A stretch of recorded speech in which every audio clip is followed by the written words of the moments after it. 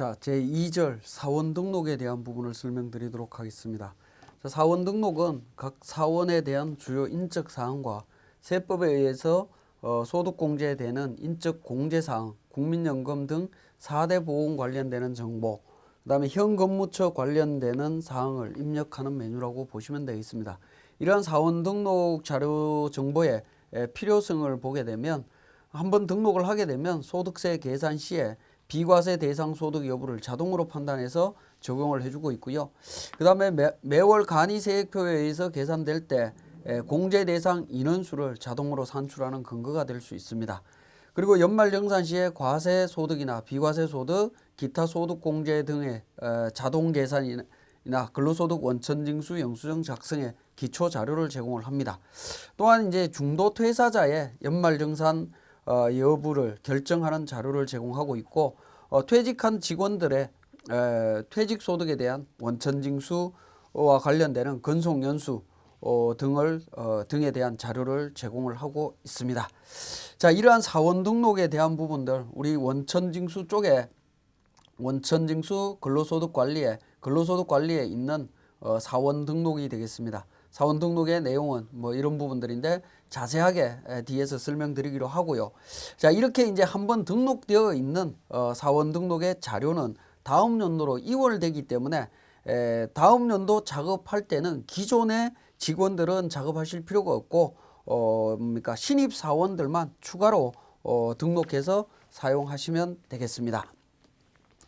자, 이 사원 등록에 대한 자료를 이월하는 부분들을 한번 보게 되면 이월 기능은 우리 원천징수의 사업 기타 사회보험 쪽에 보시면 데이터 관리라고 있습니다. 데이터 관리라고 하는 부분에서 마감 후 이월이라고 하는 기능이 있습니다. 이 마감 후 이월 기능을 통해서 마감 연도 2016년도, 이월 연도 2017년도 해서 사원 등록 사항까지 체크를 하셔서 이월을 하실 수가 있습니다. 저는 이미 이월 할 작업 연도에 2017년도 이미 데이터가 있다 보니까 마감 후 이월을 하더라도 이월을 할 필요가 없습니다만은 여러분들은 마감 후 이월을 통해서 이미 등록되어 있는 2016년도에 등록되어 있는 직원들에 대한 정보를 이월에서 사용하시면 되겠습니다. 그런데 지금 현재는 이 마감 후 이월이라고 하는 기능이 2017년도 연초에 기능이 활성화되고 있기 때문에 2017년도는 자료를 지금 현재로서는 이월이 되지는 않습니다.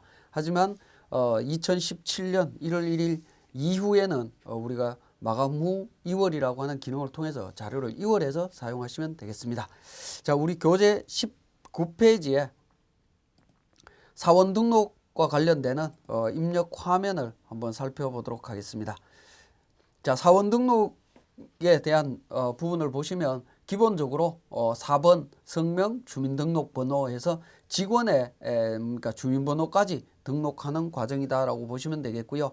그 다음에 입사 연월일, 직원이 우리 회사에 입사한 일자를 적어주시면 되겠습니다. 자, 입사한 날짜는 급여 상여 퇴직금 등의 시작일이 된다라고 보시면 되겠고요. 자, 그 다음에 내국인, 외국인인 경우에는 국적, 주민등록번호, 거주자 여부를 기록을 해주시면 되겠고요. 7번에 국외 근로 제공이라고 하는 부분이 있습니다. 직원이 국외 근로소득에 대해서 비과세 여부 또는 비과세 한도를 설정함으로써 급여 등의 원천징수세액이나 연말정산 시에 반영되도록 되어 있습니다. 그래서 국외 제공 쪽에 보시면 마우스를 이동을 시켜 보시면 부 1번에 일반 월 100만원 비과세, 2번 원양 외항해서 월 300만원, 3번 건설 월 300만원 비과세 해서 종류가 있습니다. 이 종류별로 선택함에 따라서 급여 대장상의 우리 국외 근로소득 금액만큼 비과세 한도가 자동으로 계산된다라고 보시면 되겠습니다. 자, 1번부터 3번까지의 요건은 별도로 확인을 하셔서 적용을 하시면 되겠고요.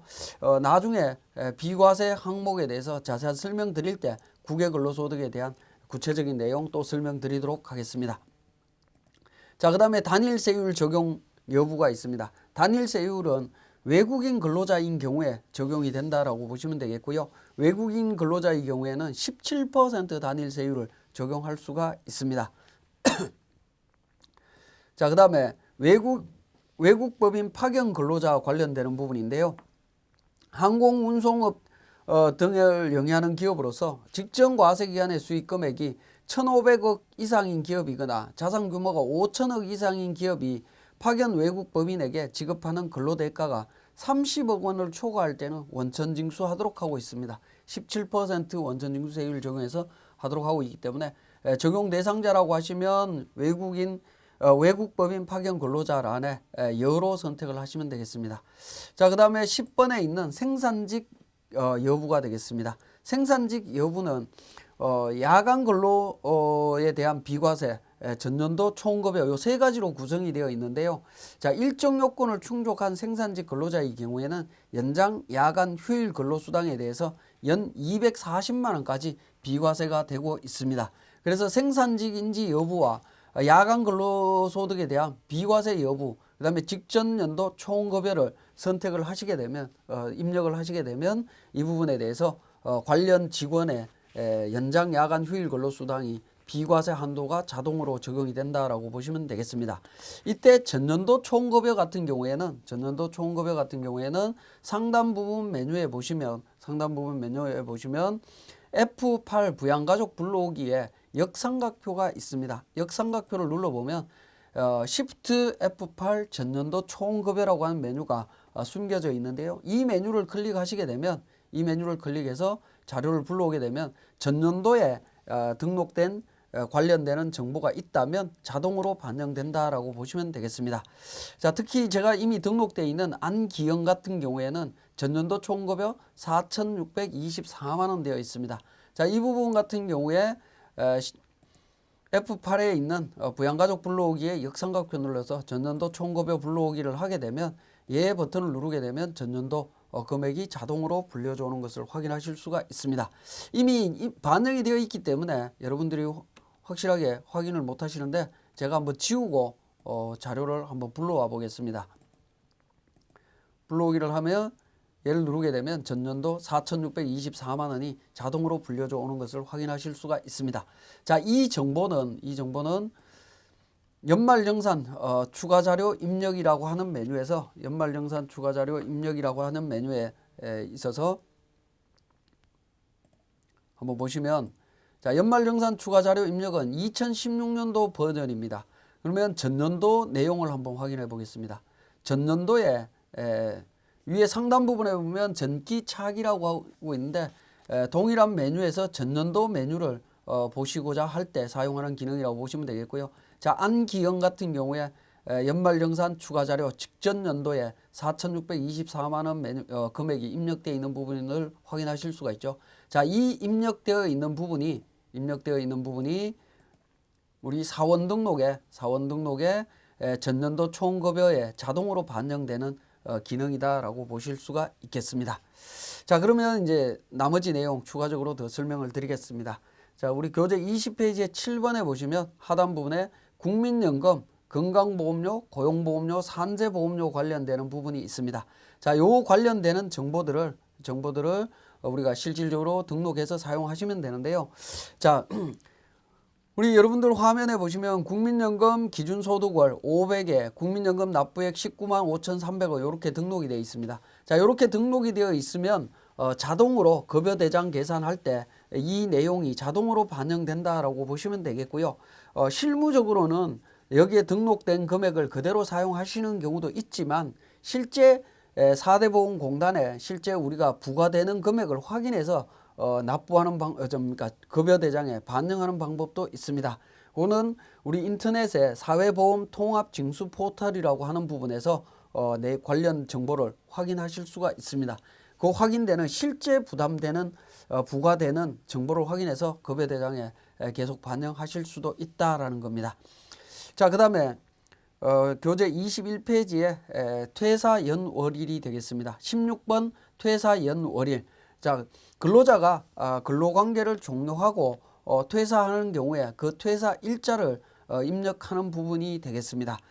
퇴사 일자를 입력하면 퇴사자에 대한 중도 연말정산 업무와 퇴직금에 대한 세무 처리로 연결되는 부분이라고 보시면 되겠고요. 이 퇴사와 관련해서는 하단 부분에 보시면 퇴직금 중간 정산일, 퇴직금 계산, 퇴직 자료 입력 메뉴에 정산일로 반영된다라고 하면서 9분에 보시면 퇴직 정산이라고 있습니다. 1번 퇴직은 실제 현실적으로 퇴직하는 경우가 되겠고요. 2번 정산이라고 하는 부분은 근로자 퇴직급여 보장법에 의한 퇴직금 중간 정산 시에 허용되는 날짜라고 보시면 되겠습니다. 그래서 중간 정산을 적용하실 때에는 퇴사 연월에 날짜를 입력하는 것이 아니라 중간 2번 정산 일자로 해서 밑에 정산일 시작부터 정산일 종료 일자까지 등록을 하시면 되겠습니다. 자, 이게 이제 우리 사원 등록의 기본 사항에 대한 내용이었고요. 두 번째 탭에 보시면 부양가족 명세라고 하는 탭이 있습니다. 자, 이 부양가족 명세는 직원별로 기본공제 대상자, 추가공제 대상자의 정보를 등록하는 곳이 되겠습니다. 자, 이렇게 등록된 부양가족을 기준으로 간이세액표에 의한 매달 원천징수될 세액과 연말정산 시에 기본공제 또는 추가공제 적용 대상자로 판정해서 적용되는 부분으로 이해를 하시면 되겠고요. 자, 만약에 부양가족 명세에서 누락된 공제 대상자가 있는 경우에는 연말정산 시까지 추가로 등록해서 반영하실 수도 있습니다. 그때 추가로 만약에 누락된 분이 있다라고 했을 때 연말정산 시에 추가 등록은 우리 사원 등록에서 추가로 등록하실 수도 있고요. 연말정산 추가자료 입력이라고 하는 메뉴에서 보시면 우리 소득 명세, 부양가족 소득 공제라고 하는 부분이 있습니다. 여기에서 추가로 등록하실 수도 있습니다. 자, 연말정산 추가자료 입력이라고 하는 곳에 있는 부양가족 소득 공제 명세에 추가로 등록된 정보는 사원 등록에 부양가족 명세에 자동으로 반영된다라고 보시면 되겠습니다. 자, 기본공제 우리 부양가족 명세에 대한 우리 프로그램상의 내용을 설명을 드렸고요. 그러면 우리 부양가족 명세에 등록되는 부양가족의 내용들을 다시 한번 정리하고 부양가족 명세에 대해서 다시 설명드리도록 하겠습니다.